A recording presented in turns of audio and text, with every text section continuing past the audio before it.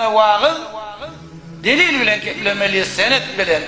Bizim senedimiz, bizim ideolojimiz 4 tanedir. Kur'an, sünnet, icma, kıyas. Şun hayısında var bolsa onu giyip durmalı değil. Karası doğruluğumuz olsa da, alim doğruluğumuz olsa da işsin. Sen beter eurulukan alim bolayan bolsan, vağız, asıl vağız bolsan, Huda için vağız bolayan bolsan, senedini aytma.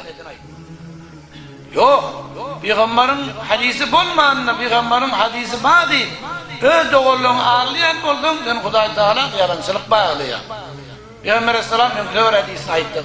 Her kim Peygamber şey deydi deyip aytsa, o da yalan bolsa, şol adam öz oturacak cayını cehennem odunun ziyarettiğidir.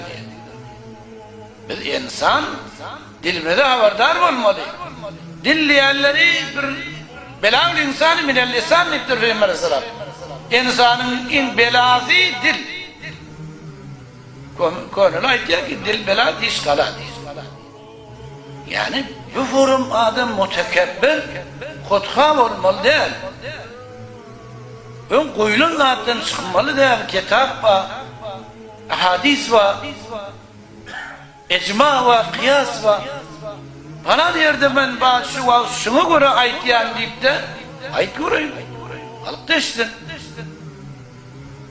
Hakikat diyenler şey, her bir kevin senedi bağlıda şu hakikat bol çıkıyor. Senedi bolmağında ben 4 adam Allah'ın bilen, ben vaaz bolup bilmeyen. Belki ben günahkar bolayan. Yani bir vaaz ettiyen adam bir senet vaaz etse, Kur'an'a, şerikata, hadise, fukahalara, icma'a dengelmeden şu adamın caiz cehennem deyip dur. Yani biz neçe ömür etmeli ki özümüzü, öz dilimiz bilen özümüz bela kazanıp cehennemde bizim caizimiz olmalı. Hudayın şuhidi yok, hiçbir dert bilen. Sen 4 tane kitap okuyanın bilen, eba-u emmamı koyanın bilen, adına ahun diyenin bilen imtiyazı yok o da. وَمْتَازُ الْيَوْمَ اَيُّهَا الْمُجْرِمُونَ. O da hemmesi sayılacak. Günahkar o, doğru o, hemmesi sayınavdan geçecek.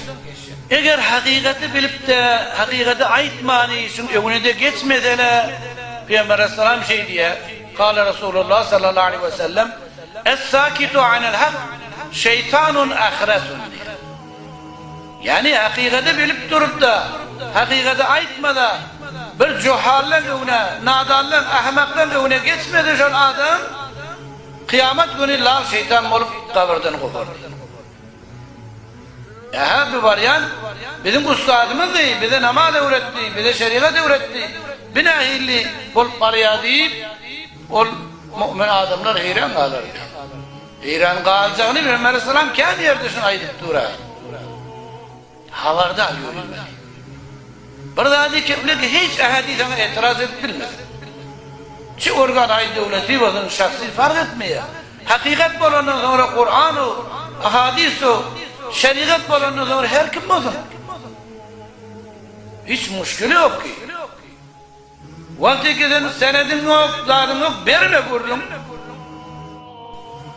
Her kim de bilip de şuna itiraz etmede kıyamet günü şeytan olacak. Peygamber Aleyhisselam'ın kefili. Şuhimiz yok. Ve Hudayın da şuhimiz yok.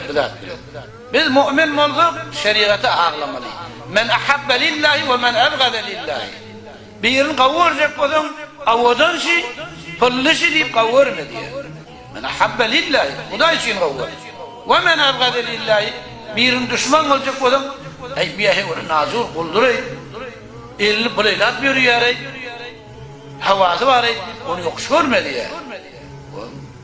Eğer Hudaya düşman olsa, Hudayın düşmanı olsa, akidede fasık olsa, şöyle adam düşman gördü. Yani şu zatları etmeden bir otada kefenin içine de koyver yani en başında da hayır. Ahun garası yok. Hemmezi hesaptan geçmeli. Kıyamadın özlemeli kıyamadını. Kıyamatte şöyle ökünecek boldum şu da aytmalı diye. Şeriatta Kur'an'a ters olsa, ideoloji ehli sünnet vel cemaat ters olsa aytmalı. Näme kazansın der. Ol adamlardaki şu haline öne geçmeni etiraz etmeyen adamlar 5 gün değildir. 5 gün. 5 günden sonra olak da hesabını getirir.